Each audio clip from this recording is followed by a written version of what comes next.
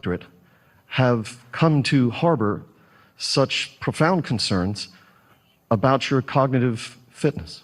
Thank you. I have no idea.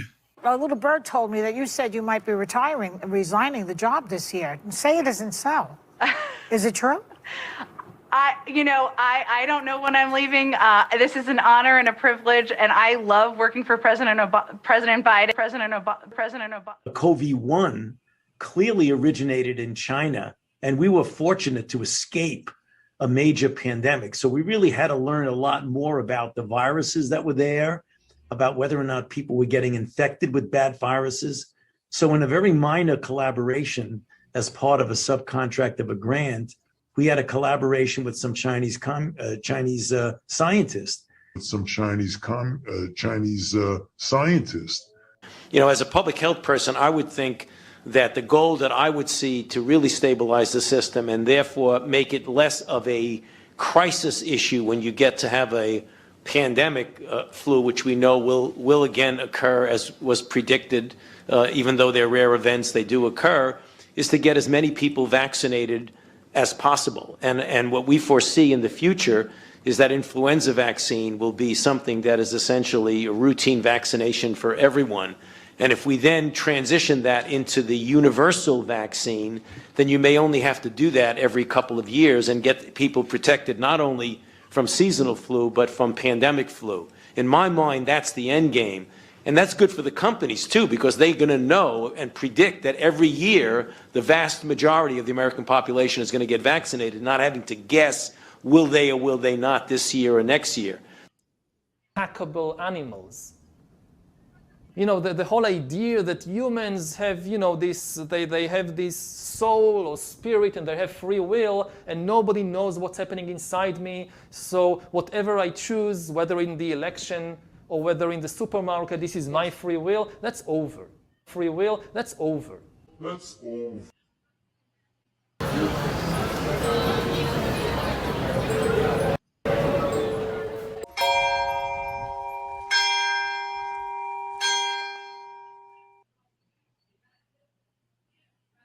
You muted that, Rick.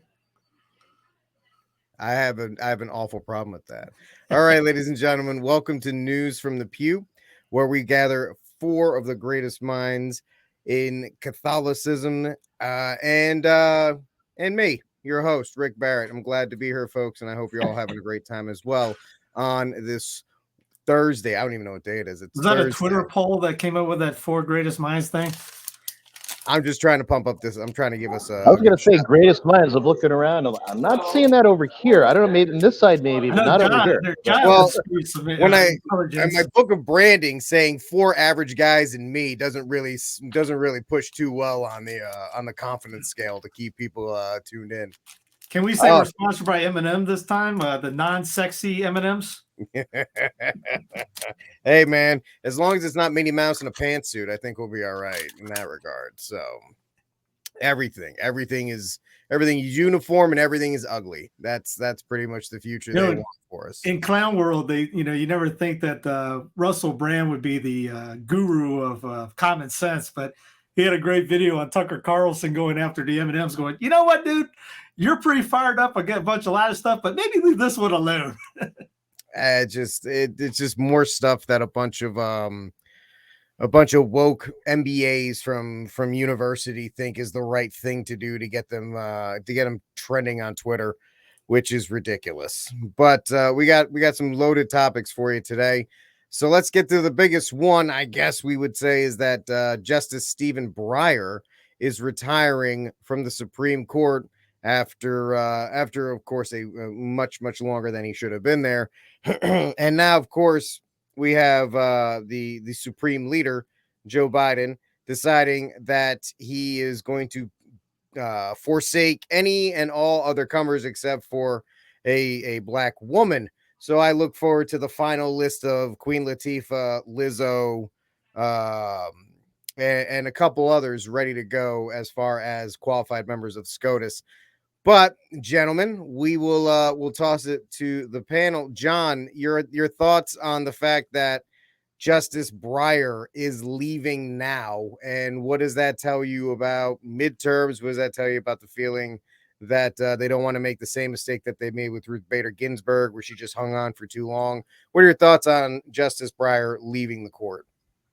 Well, precisely like one of the clips that Steve played, the sense of free will is gone. The only thing I know about it was the little initial announcement where it said it was in the passive voice is all I caught from it. That's the only thing I held on to, is basically that he's not retiring. He is being retired. I can't remember exactly how it was worded, but it was in the passive or some sort of, third person plural common thing. So free will, a person deciding whether or not he's going to continue in a role that usually goes until death. But we're not there anymore. So, whether the replacement is going to be good or bad, I think just the way in which it was done is pretty bad.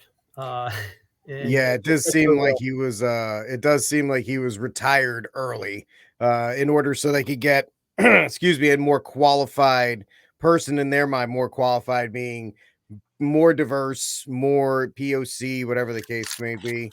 Mr. Fawaz, if you want to jump in here, what do you think? Yeah, I was thinking the same thing. I heard he got upset at how it went down. It wasn't really what he was thinking, but it's going to be between him and Nicki Minaj, the next Supreme Court justice, unfortunately. But we're going to get the same thing. But they're going to run into some problems with Manchin and Sinema. They're thinking midterms are coming up. If the Republicans take over, they're going to have a hard time pushing who they want. But they're going to get some pushback. But unfortunately, we're just going to get the same person pro-abortion and whatnot. So, yep. Steve? I got a Tucker clip that I pulled down from his show yesterday. Yeah, let's take a look at that.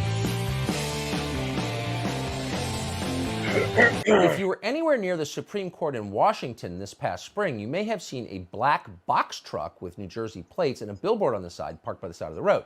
Here's the truck. In case you can't read the message, it says, "Breyer, retire. It's time for a black woman Supreme Court justice. There's no time to waste." Those billboards were funded by a group of progressive Democrats called Demand Justice, which weirdly enough is run by an extremely white guy called Brian Fallon, which is a little strange if you think about it. If Brian Fallon is so passionate about giving leadership roles to black women, why hasn't he resigned from his job and given it to one? You wonder that about a lot of people, Joe Biden, for example. In any case, you got to hand it to Brian Fallon. Either he is remarkably prescient or someone in power was listening to him. Because just this morning it was announced that Stephen Breyer is indeed retiring from the Supreme Court. Now, you'll notice the passive construction there. It was announced because Breyer himself did not announce his retirement. It's not even clear Breyer knew the announcement was going to happen. Someone leaked that news with or without Justice Breyer's consent. They didn't wait for him to do it himself. Why? Well, because Democrats understand they're likely to lose the Congress this November. They want to control Breyer's seat while they still can. So what are they going to do with that seat? We don't need to guess. Joe Biden was very clear about his plans nearly 2 years ago as he was running for president. He didn't tell us what he was going to do about COVID or foreign policy or the economy, but he was very precise about the Supreme Court. Here's Biden in March of 2020 on the debate stage at CNN. I committed that if I'm elected president and have an opportunity to appoint someone to the courts, I'll appoint the first black woman to the courts. My cabinet, my administration will look like the country. And I commit that I will, in fact, I'll pick a woman to be vice president. I will appoint a black woman to the Supreme Court. That was Biden's promise. All right. But which black woman exactly? Biden didn't tell us. Biden didn't mention the Supreme Court nominee's legal qualifications or judicial philosophy or ability to perform one of the most important jobs in the country. He didn't even tell us she was a nice person. All he said was she's going to be black and she's going to be female, because to him, that's all that mattered. You almost got the impression that. So yeah, I got my money on a black female. If you were a betting man, that's who you're going to go with. I'm gonna pick out the orange anxiety M&M for this one. Yes, I'm going with a black female for 100, Alex. Excellent. I think you're gonna. I think that's the conspiratorial in me thinks that might be Kamala to get her away from the VP and throw her in the SCOTUS for life so she can rule everybody for the rest of her life. But he brings up a couple people at the in the clip that I don't know about, and he goes, "Yeah, she's the top runner." and also has the worst track record of any judge in the history of judges. So I don't know, that MLK guy, I guess they really don't like too much. That whole don't worry about the skin color, but the content of the character. Yeah, we hear Jimmy, but we don't like listening to Jimmy. No, not at all. I got a theory about Kamala, but Ryan, why don't you jump in on this too? You muted, buddy?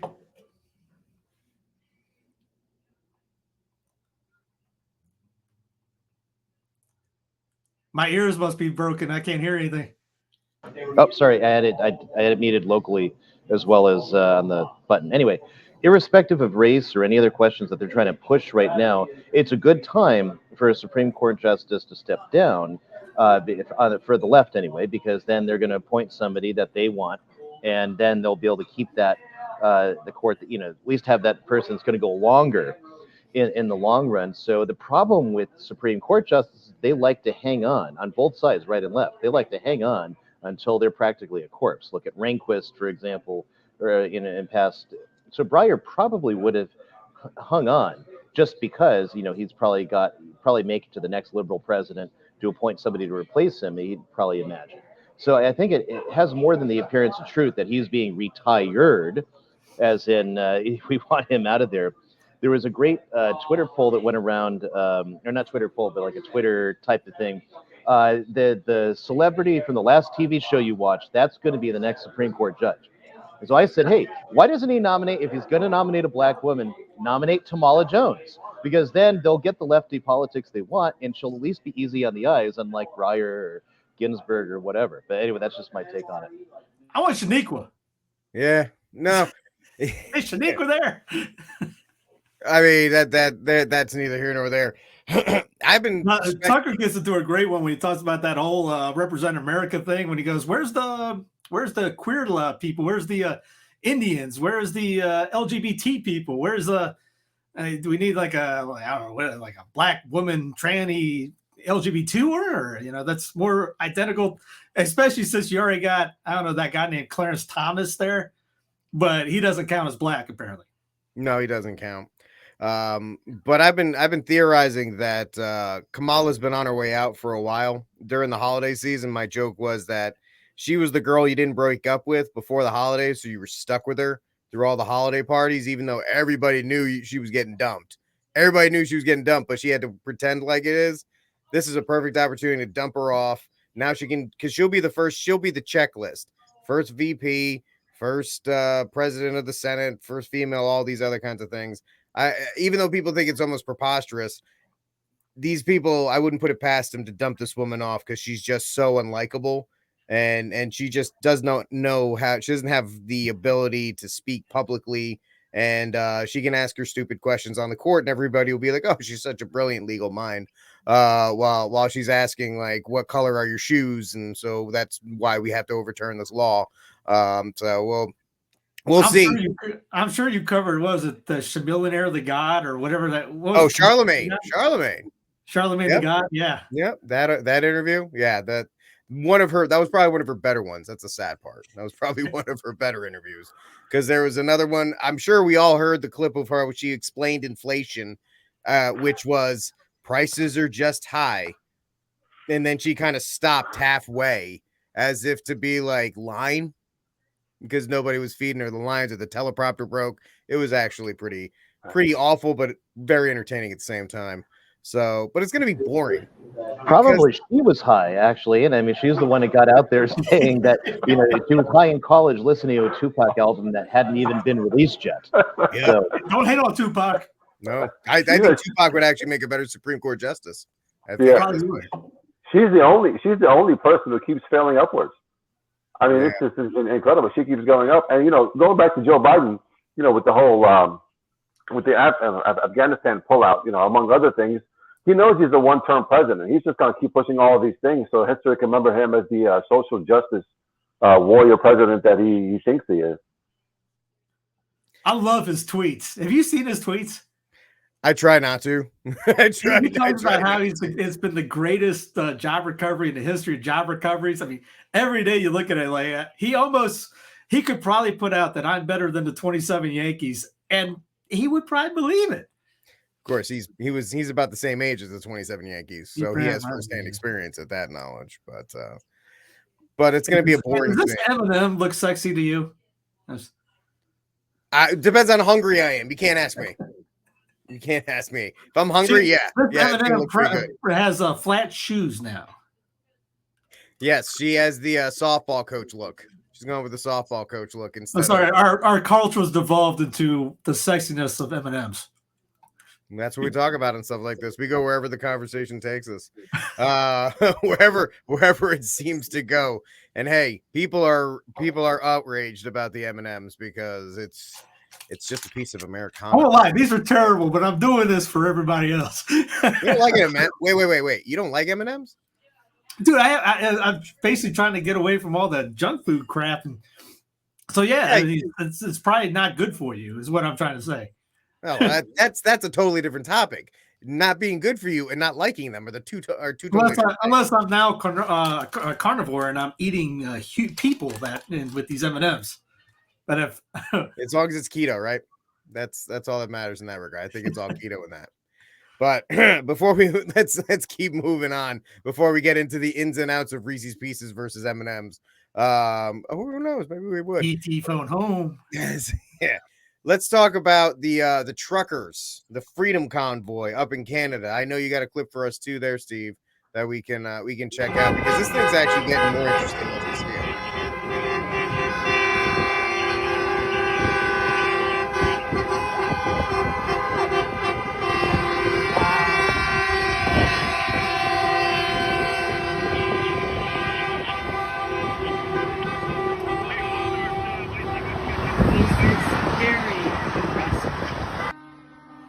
That's the most Canadian thing ever. It's very impressive. But if they were playing hockey while driving the cars, that'd be trucks. That'd be really Canadian. So, from what I've read, the Freedom Convoy is actually the longest convoy on record that it's actually gotten to this point. They've started to arrive in Ottawa, and I'm all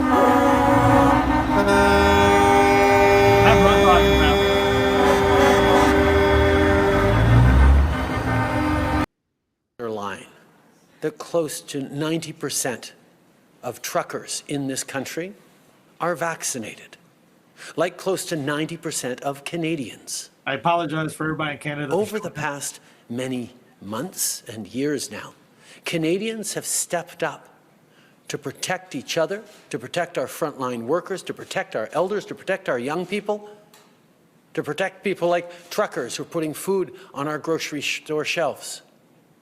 Canadians have stepped up to do the right thing to protect the freedoms and the rights of Canadians to get back to the things we love to do. We know the way through this pandemic is by getting everyone vaccinated. And the overwhelming majority, close to 90% of Canadians, have done exactly that. The small fringe minority of people who are on their way to Ottawa or who are holding unacceptable views that they're expressing do not represent the views of Canadians who have been there for each other, who know that following the science and stepping up to protect each other is the best way to continue to ensure our freedoms, our rights, our values as a country. Did you have to play that whole thing from Blackface Trudeau? I couldn't help it. It was punishment for the M&Ms got to me. I think I had a diabetic coma for a second. What did we do to deserve that? My apologies. Mea culpa. I guess it shows us that no matter how bad things are here, at least we don't have the former substitute teacher as the leader, the supposed leader of the country. I'll just say this and I'll throw it to you guys. Opinions? It's such a fringe minority that he has come down with COVID and now he needs to be isolated for 5 days away from people, as all these masculine, manly truckers. Yeah, they've been vaccinated. They're just against all this the mandates and so forth. But as they come now, Trudeau's like, "Oh, I'm sick, bye." And it's kind of funny in that regard. So let's go back around. Steve, can you start us off? What do you think of the Freedom Convoy?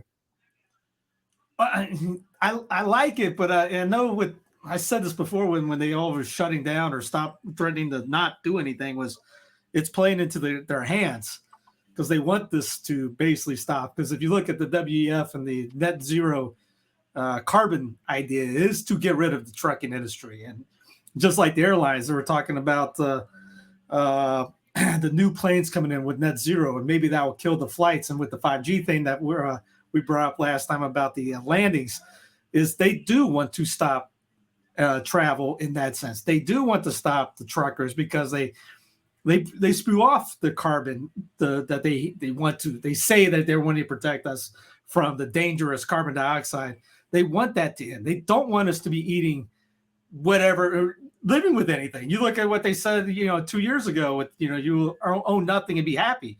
They want the drones to deliver you the food. They want you to rent. They don't want you to buy anything. They just like right now in Costco and Walmart in Canada, maybe it's Quebec too. It's Quebec in Canada that you have to basically go through a litany of things to get into one. And if you're not vaccinated or you're not jabbed, you have to be escorted around. You can only buy food. You can't buy socks. You can't buy batteries. You can't buy anything else besides just food. You have to go through, get the scanner. If you don't have the QR code, you got, it looks ridiculous going into these things. So to me, it's all part of the plan to basically destroy how you build back better. You got to destroy your old thing to build back better. So this is just all part of the plan. And sometimes I don't know, it's my personal opinion. Sometimes we play into their hands. Ryan.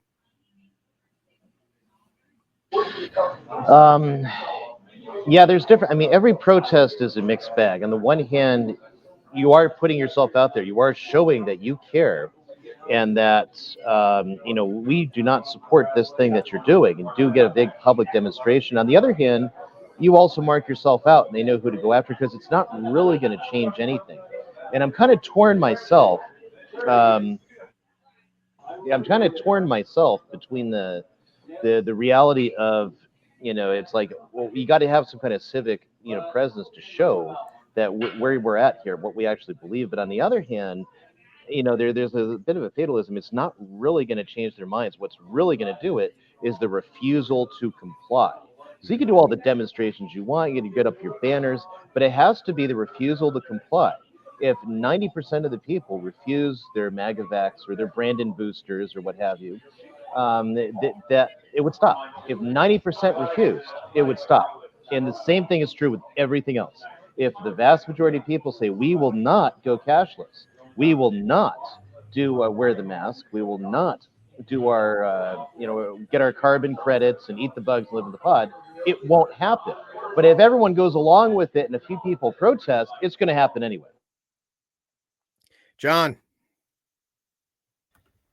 Yeah, it's mind-boggling. The only thing that I can think of when I see it all put together is that it seems clear just from Canadian friends that no one likes Trudeau. So that's probably the reason why he was sickened. Is what I'd put it in the passive again. I don't think I don't know. I tend to think that maybe they're trying to silence him because he tends to stick his foot in his mouth and say things in such a disgusting way that you can't help but hate him.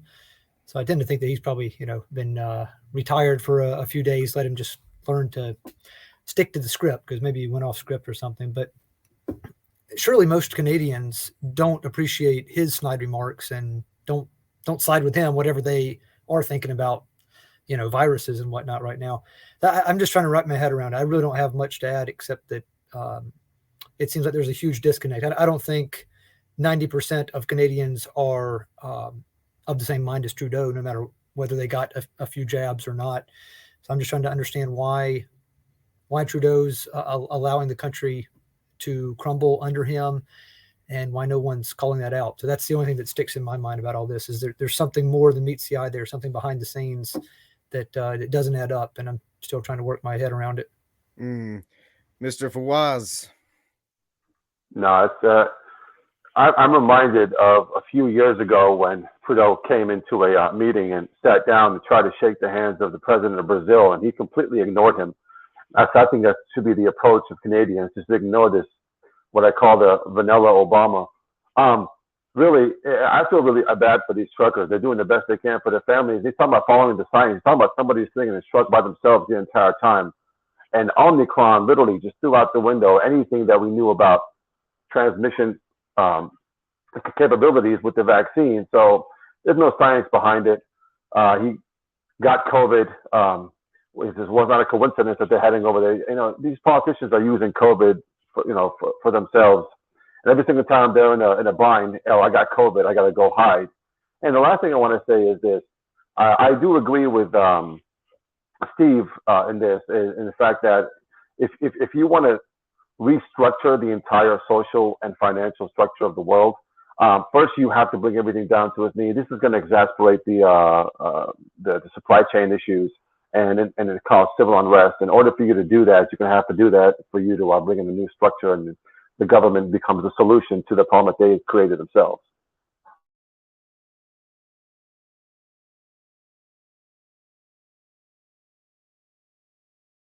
Rick, you're muted. I'm muted now. It's pretty much the game we play. It is, all points are valid. It is playing into hands. It is stopping supply chains in some regard. But at the same time, at what point do people actually start doing something to push back? So it's just something to keep our eye on as we move forward. So let's move into some other topics here on News from the Pew.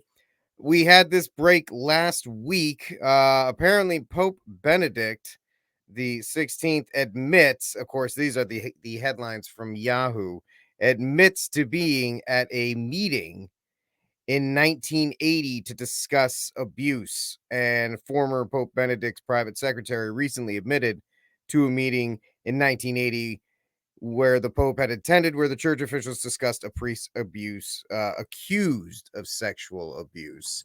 It's one of these things where no matter what it is, the legacy media loves to dig up any kind of story that attaches the Catholic Church to abuse, sexual abuse, and whatever they can to constantly keep that black stain current and always on and the minds of the public. It almost seems like it's a stick that's constantly used in the public mind against the church.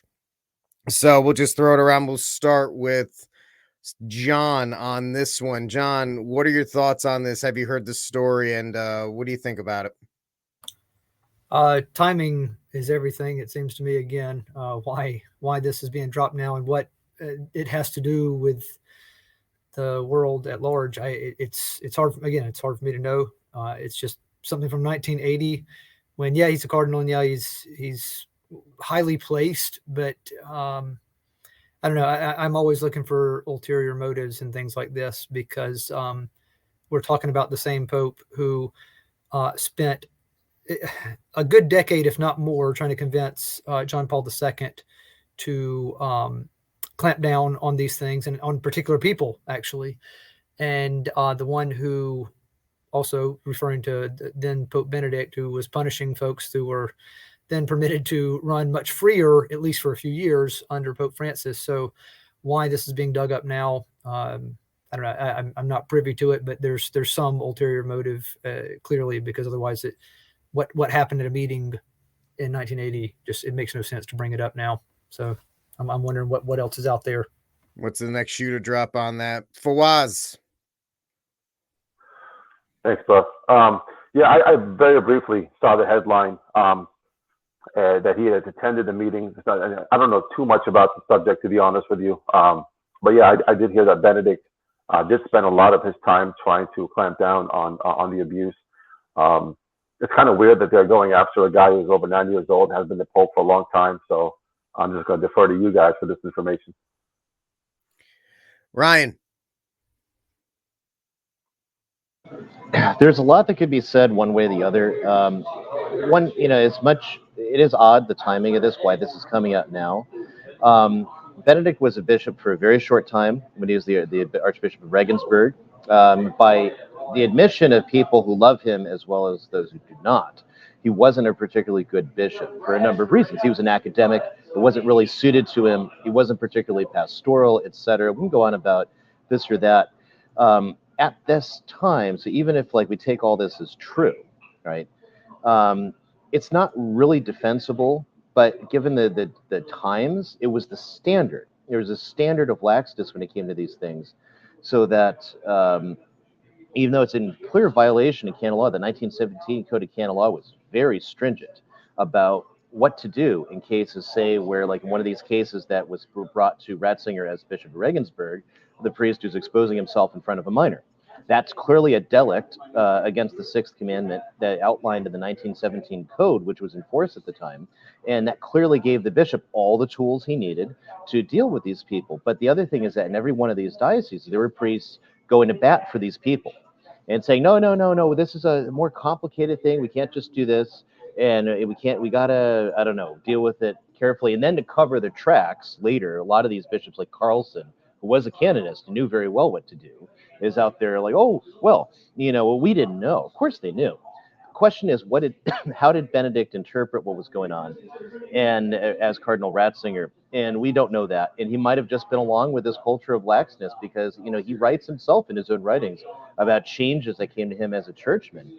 And I think one of the most profound changes on Ratzinger in terms of dealing with this problem was the case of Marcial Maciel de Gallardo, the Satanist pedophile rapist, founder of the Legionaries of Satan, otherwise known as Legionaries of Christ, that had prolific sexual abuse of women, had bastard children by them, and raped his own son.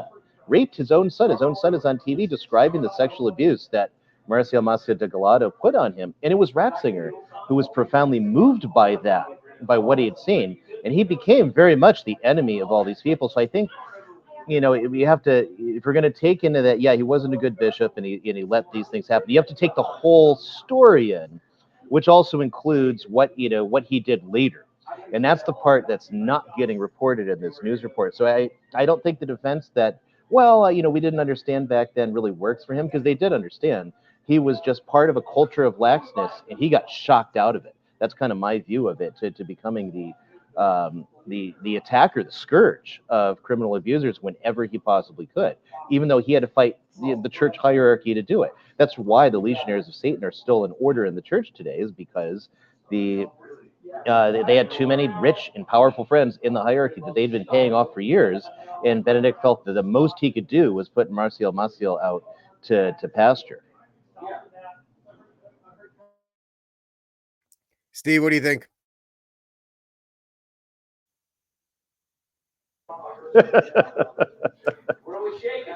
You're also muted. Oh, I said I got nothing. All right. Well, I joined him, but I can't do it. Hold on, I'm getting anxious. Let me get the anxious M&M. For a guy who hates M&Ms, you're really putting them down. I'm appreciative of that. As long as it's not a white one, because that would be showing his white privilege. That's right. That's right. You can't eat the black ones either. You can't eat the black ones. You really are restricted to the orange ones. So, but that's until we get some Asian hate mail. And then does brown count? Is this brown or? That's Hispanic, dude. Sorry. It's Hispanic? Yep. You just have to call it Latinx as you eat it. Oh, that's right. I'm It's hosed. Latinx. I always thought it was Latina X, but Latinx. Latinx, which is one of the worst polling things ever. It just attempt to read to. It's made up by white liberals for a minority group that didn't want the label. Nope. It's the way to put people in boxes and categorize as they like to do. So let's keep moving on here on News from the Pew. Kristi Noem has introduced a pair of pro-life bills that could ban nearly all abortions in South Dakota. This is on the heels of the Mississippi bill, which people are saying with the retirement of Breyer, it's a lock that this bill is going to be up, that law in Mississippi is going to be upheld. It's also on the heels of the fact that the SCOTUS has decided not to touch the Texas bill, the Texas heartbeat bill that's been going on for over a year now, with millions of babies being saved here in the great Republic of Texas, because they've punted on ruling on that as well. So believe me, any bill that can be put into practice to save the lives of innocent babies, you're always going to get thumbs up from me in this regard. And it's interesting, for all of Kristi Noem's faults, and she has many of them, she's been pretty good on the pro-life front, and it looks like it's another state that will join Texas and Mississippi and a couple other ones that have bills on the books. So with the looks like the striking down of Roe, which would just throw it back to the state levels. I'm going to just ask you guys the divide further that we see from COVID that has caused two sides. You're either pro-vax or anti-vax. Now you're going to have states, instead of red states, blue states, you're going to have baby murdering states and pro-life baby sanctuary states. And it's going to further push this divide. But anyway, the idea that it's a good thing, but also it feels kind of cheap in this regard, because why is she doing it now? Because South Dakota has been red for a very long time. Does this seem like something she can put on a resume and a potential 2024 run, things of that nature? So let's toss it. Let's go to our M&M lover, Steve. I'm Slim Shady. I'm the real Shady now. No, this is an act locally, think locally in the sense. I mean, there was a article by a guy named the Catholic Knight years ago, maybe a decade ago, and he talked about how the state level would be the states would be the ones to ban abortion. And you saw that a year and a half ago, 2 years ago, 3 years ago, when states were coming down with the heartbeat bills, South Carolina, Georgia, Texas, obviously Mississippi, and many more, Tennessee. They were coming up with bills to go more and more. And you see what happened with last week was the DC march, the March for Life. March for Life. They've been doing it, 49 years or whatever it is. Nothing has ever moved an inch in DC. But yet we all get our prayer mats out. We say, we pray to the DC, please let us have our freedoms. Please let us not do this. And nothing ever works. But if you act locally, all of a sudden that all changes. You can ban abortion. You can ban gay marriage. You can ban a lot of this stuff. It's the Protestants that are leading the way. Mississippi is the least Catholic state in the union, and they are the most pro-life state in the union. And they're the ones getting challenged by SCOTUS right now. South Carolina is always pushing to try to end it. They're the second least. I don't know what the level is on South Dakota. I don't live in South Dakota. But if you want to end any of this nonsense, and you think voting harder for federal government, or like Herschel Walker in Georgia is trying to run for D.C. because we got to fix D.C. and help fix the country, you're delusional. It's never happened. How many times you got to do it every 4 years and think, well, we're going to do it this time. We'll do it right. And it's going to change. No, you get people in your localities, your state, and in your state houses, and then you could change it almost overnight, almost. And you see this in action every time it happens. So we just got to get that mindset flipped back around, that we're, not saying the founders were the greatest people in the world, but that's what they were taught. They wanted to keep it small and local and close to the chest. John Madison was talking about the biggest it should be would be like 3,500 or 4,000 citizens for a republic. You're talking about cities like right now, Atlanta, Buckhead in Atlanta wants to leave Atlanta.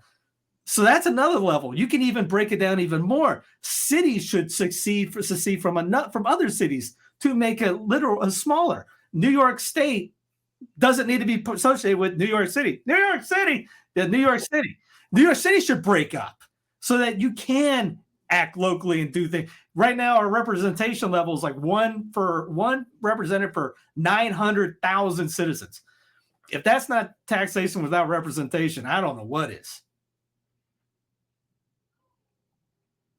Mr. Fawaz, what do you think? Hey, it's kudos to Christie. I know there's only a handful of politicians that I look at them binary, whereas everything they do is according to self-interest.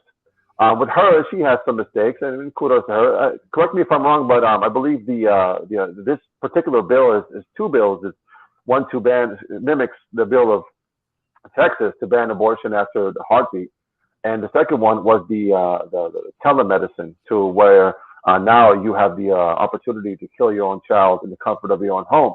So it bans that as well. So kudos to her. But yeah, I completely agree with Steve here. Think locally. I'm a big proponent of the principle of subsidiarity when it comes to politics and things like that. Listen, I moved from California to Kentucky, and one of the big reasons was this reason. I care more who my mayor is, who my sheriff is, my state representatives are, much more than I do who's running who the commander in chief is, because it affects my day-to-day life and what I can do here. So this is a great solution. It's to think locally, it's to vote locally, and to get involved and to get good people with common sense, and to make these policies. There are certain policies that we could fight the culture war, but there's a lot of policies that we need to legislate, and any pro-life bill I'm for. So, you moved to a good state. Kentucky is quietly one of the more Catholic regions I've been to. You wouldn't really think about it, but I was up there a couple of weeks ago for the Latin Mass of the Ages conference that Mike Church was a speaker at, and I went with him up there. And we were in Kentucky, and just the amount of Catholics that are in the state of Kentucky. Big shout out to the state of Kentucky. Great over there. John, before you got to go, one last one you can get in. Let us know what you think.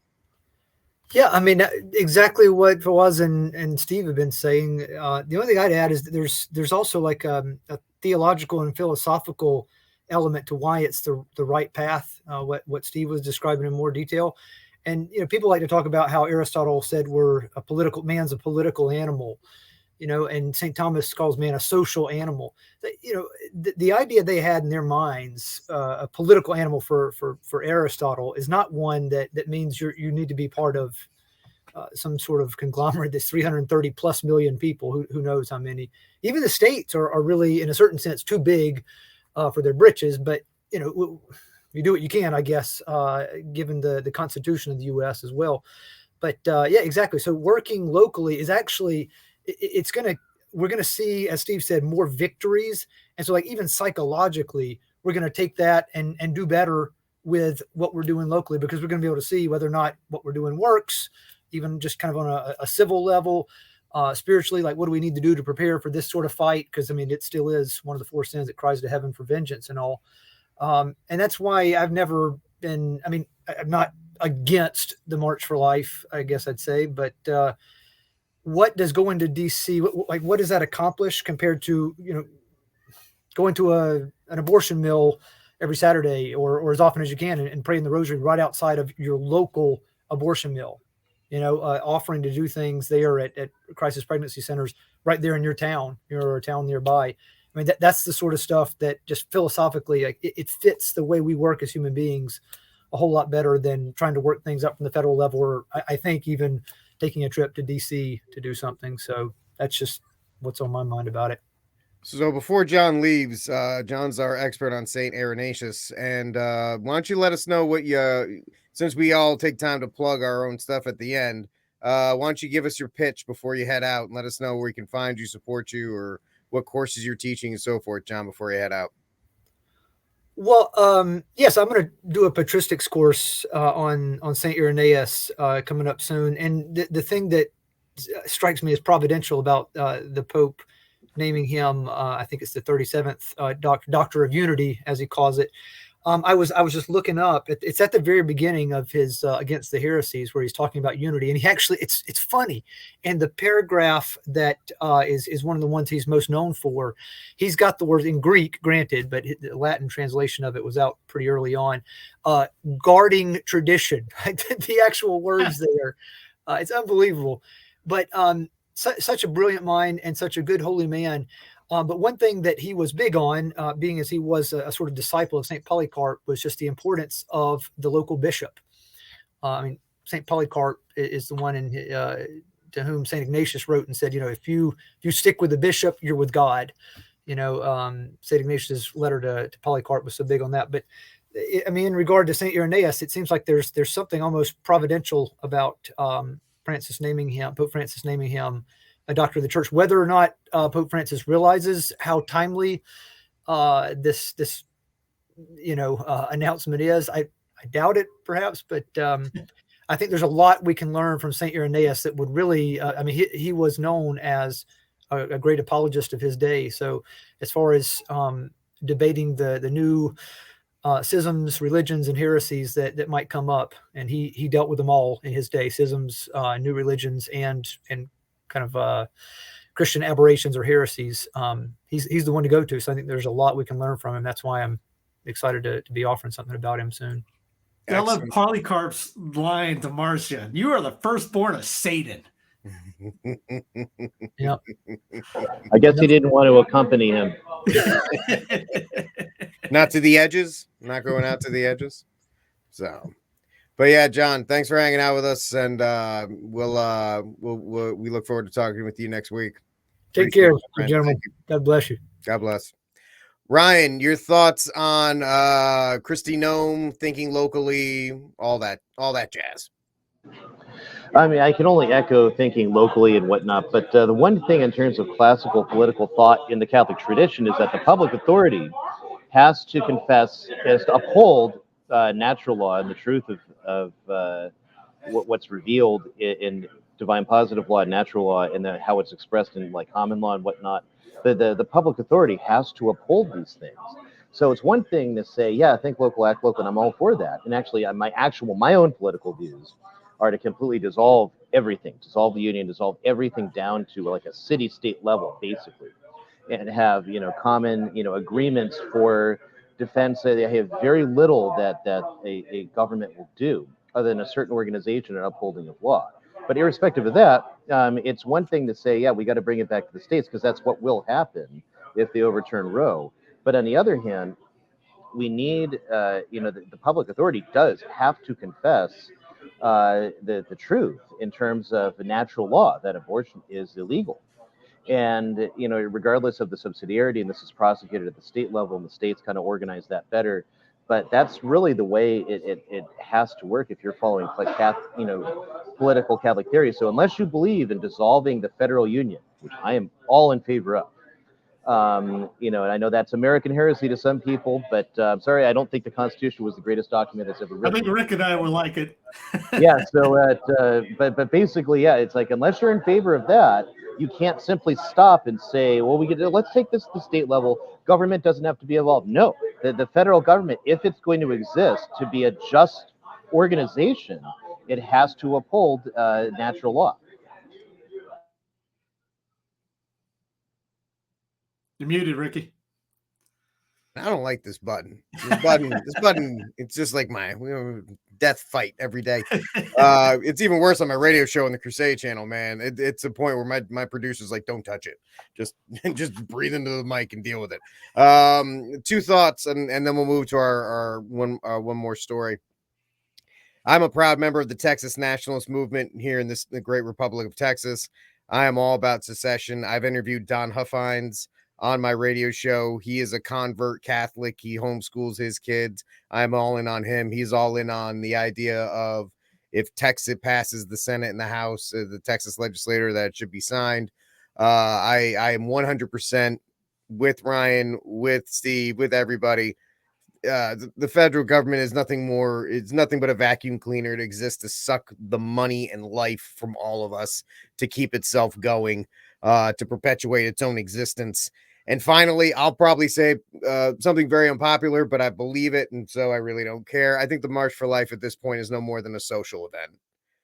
I know there are people that absolutely believe it, and there are people that go there every year and they pray their rosaries and they do all that stuff. More power to you. 90% of the college kids that go there so they can post it on Instagram, go there so they can meet up with their friends. It's bad when they talk about the get-togethers and all the stuff outside the actual march and rally itself than the march and rally itself. Once again, the idea, theoretically, I'm not opposed to. I don't even think that if you go there, that you necessarily think it's a social event. You may, but I think there's a lot of people that have kind of globbed it onto like an event. And the idea of it being an event kind of gets at me a little bit. It's not an event. It's a memorial for the babies that have died. It's not so you guys can have signs and make your stuff here and there. So I know it's not a popular opinion, but it kind of gets on me a little bit here and there. Yeah, it's a field trip. I went one year, 2016. I remember hearing from the sermons. I remember Father Isaac in particular talk about that. He said he would never go again because he said there's too much laughing and cutting up and giggling going on during it.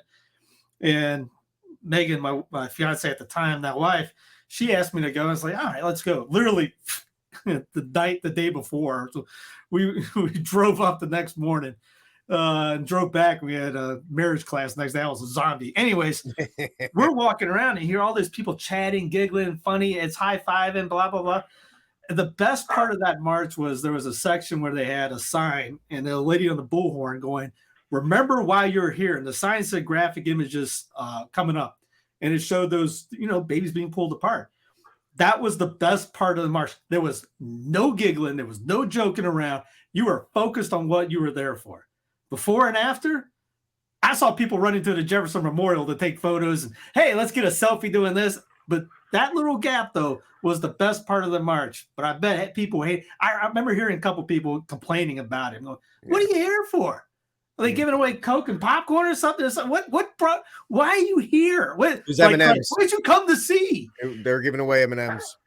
Hey. Now. The yellow ones. The yellow ones now. No, I don't know if that makes me, Pocahontas or anything like that, but absolutely no. I agree with what you guys. When they canceled it due to I guess some people say due to COVID, but it's more likely due to the local policy because of COVID. When they canceled it, I thought I put out on Instagram. I said if every single person who would attend would do an entire week of prayer and fasting, we could probably get somewhere faster than marching. But I thought it was a loss. But I think there's more merit to prayer and fasting. But when they canceled the Steubenville conferences, I thought that was a win for the Catholic culture. So that was good. I was asked never to come back because I had a booth and I was filming the wrap off that was going on, the beach balls that were hitting up. I was the only table giving away sacramentals. Everybody else was charging like $100 for necklaces. You got a skateboarder dude over there. They're doing flips and all that. I was asked never to come back. Yeah, that's a problem with that in that regard. So, yeah, I mean, I'm not here to trash it, but it's definitely lost its meaning. And it really, just kind of wrap it up, it's really what happens when you do anything at the federal level. Because it becomes events, it becomes we have to show ourselves, and it's all about the numbers. Look at the amount of people that are here, and all these other kinds of things.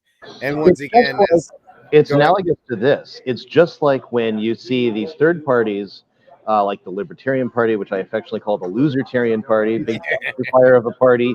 And I'm not attacking libertarians here either. I'm just talking about the party. And most libertarians themselves admit the party is a dumpster fire, right? Mm-hmm. What do? They come out every 4 years and they nominate some clown, usually from the left-leaning libertarians, to be a presidential candidate. So now he's running, and nobody knows who the heck he is. Nobody cares who the heck he is. He's getting no press time. And the same thing for what I call the Constipation Party, otherwise known as the Constitution Party. A lot of good people work for that. A lot of people with good ideals that are pushing that thing. But again, you run some guy every 4 years, and what does it do? Bub kiss. It's just a social club for everyone who knows that the two parties are two wings of the same bird of prey, and you're not accomplishing anything. So if you want to run a third candidate at the federal level, what do you have to do? You need a 10 to 15-year plan to run a grassroots campaign to get that party notoriety at the local level and at the state level. Get them in the legislature. Get a governor or two out of it. Get some people in the House of Representatives. And then now you've got a bit of recognizability, and the media can't ignore it. You add some more. Every single state. Now you have a party that is recognizable in every state, that is pulling votes, and the other two parties are going to be scared. That's how you get a third party off the ground. And then you can run a third party candidate that can actually win, that isn't beholden necessarily this or that or the other thing.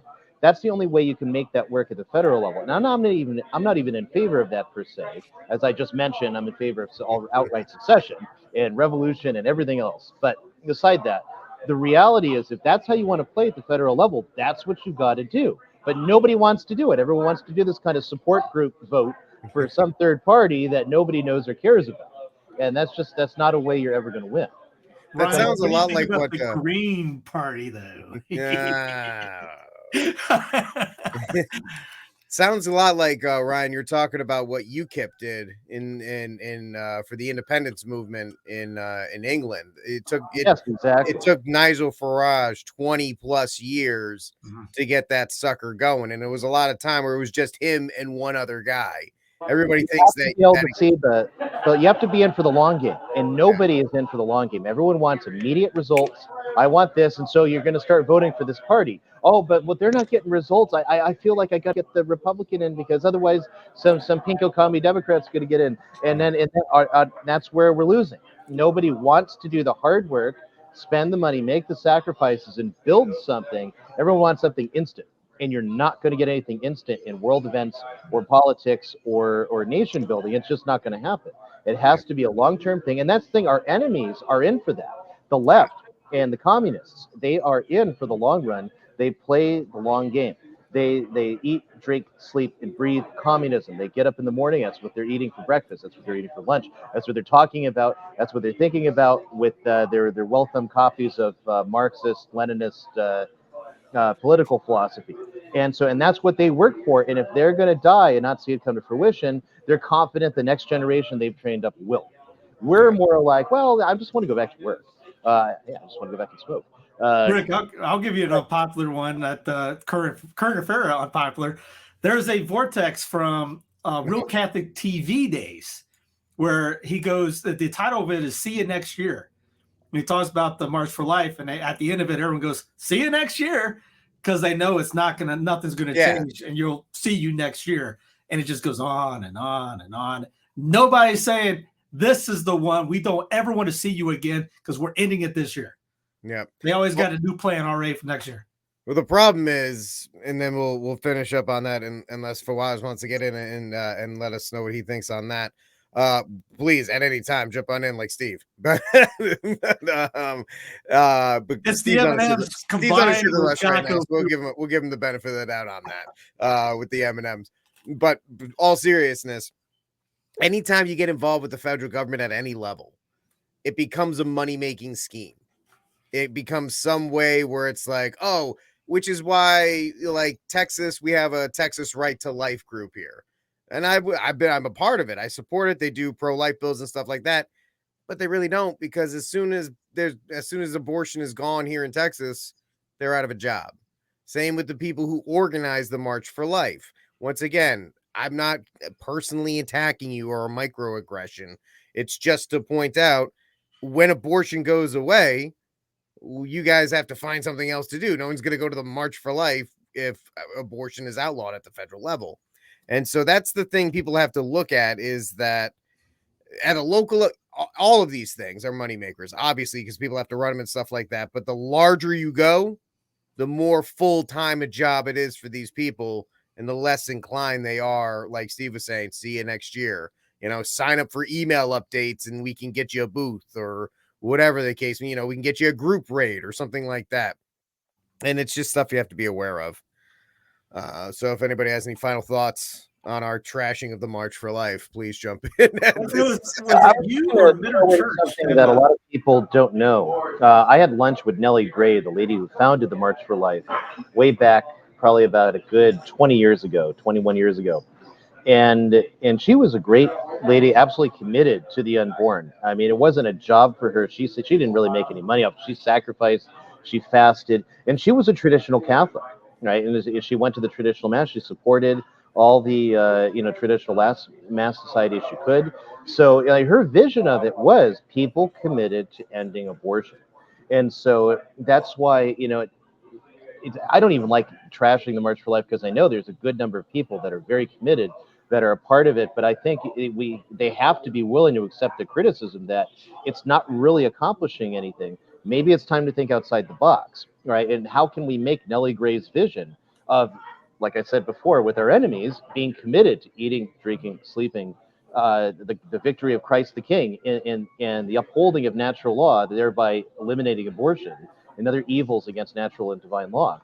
How do we get that going? And that is, I think, the best thing, to honor her memory, as opposed to just saying, hey, see y'all next year. And speaking of sins that cry out to heaven for vengeance, our one of our final stories of the day from the Associated Press: Michigan settlement lets faith agencies deny LGBT adoptions. Faith-based adoption agencies that contract with the state of Michigan can refuse to place children with same-sex couples under a proposed settlement filed in federal court Tuesday. This was this week. months after the U.S. Supreme Court ruled for a Catholic charity in a similar case. Now, that's an absolute great victory because we know in the Northeast and Boston and a lot of other places, they were chased out by the state. Boston, very anti-Catholic state. Massachusetts, very anti-Catholic state. Boston, very anti-Catholic city, despite its Irish heritage. Rhode Island is the same way where I'm from. They're very anti-Catholic despite Catholic settlements and upbringing. But it's great to have the SCOTUS. And I don't like the fact that SCOTUS had to do this, but this is the current situation that we're underneath. But it allows Catholic charities or Catholic adoption agencies to protect children from being forced to place kids in dangerous homes, which are homes with sodomite parents or two moms or whatever the case may be. And this is another one of those victories. It's another one of those local, hopefully more local into autonomy by states. And here's where I'm going to go with this. The way we win in the end, to kind of piggyback on Ryan's point, is that in California and in New York, they'll make the laws to how they want it. They want this, they want that. They're going to drive you out. Like in San Jose, now you have to get liability insurance if you want to own a gun. Like when they have power, they shove it down your throat. That's why these abortion laws are fantastic, because leftists, it makes them just absolutely shriek in terror. I like to hear that. So let's do this with adoption agencies. Let's do this with all these other things. That's the way, at least one half. That's one way we can start to push back. And now that SCOTUS is at least doing the right job of getting out of the way, hopefully more states will follow what Michigan is doing and protecting kids, not only in the womb, but foster kids from being put in dangerous situations. But what do you think, Fawaz?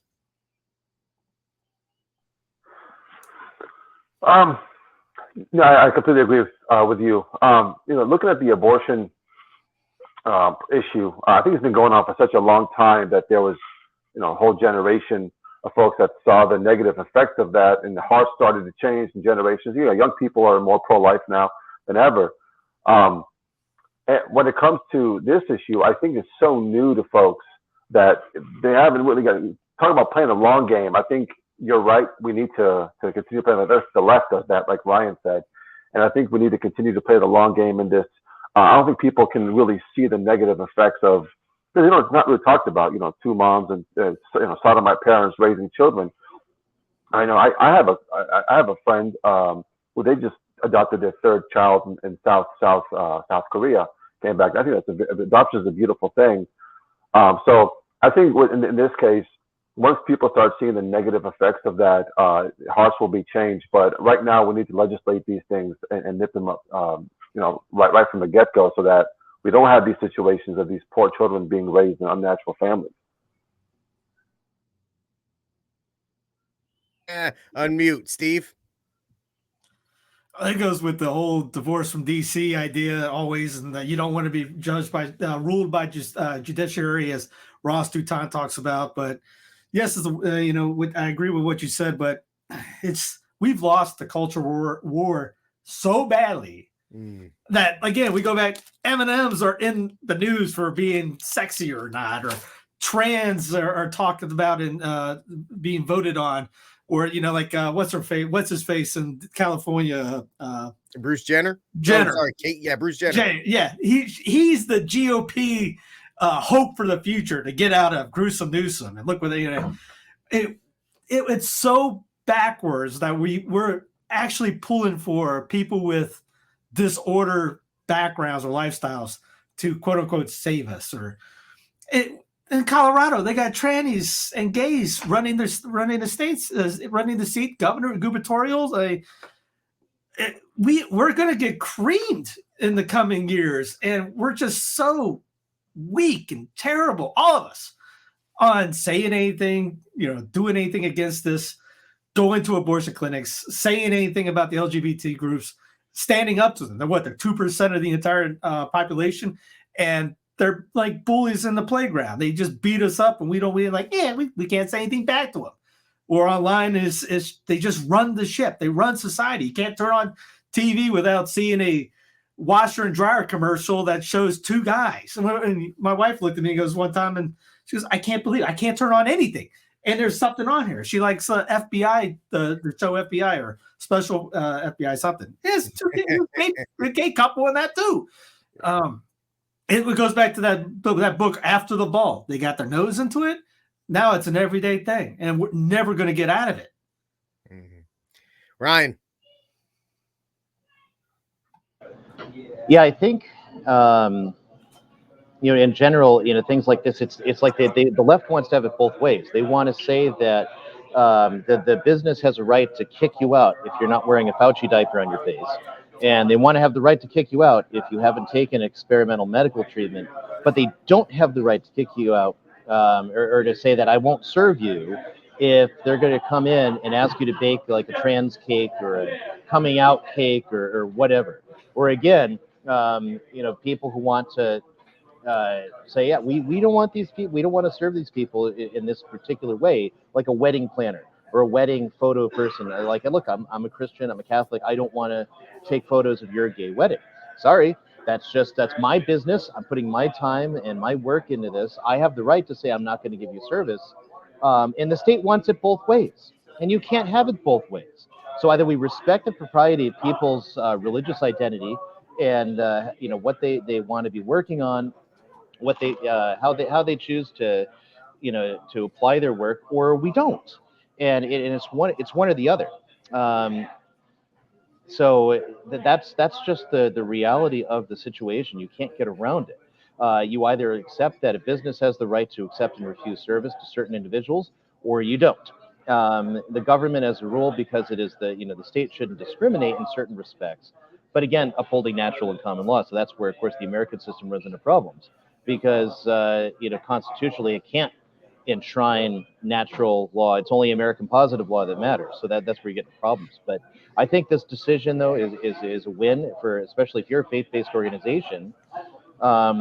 You should not be required to cater to people who violate your religious tenets in order to do business. That's just the way it should work. And if the left wants a business to have a right to kick you out for not wearing a Fauci diaper and to kick you out for being unjabbed, then a religious business should have the right to not serve somebody that violates their religious tenets. All right, folks. It looks like we're coming to the end of News from the Pew this week. But before we go, we're going to do our last pitch.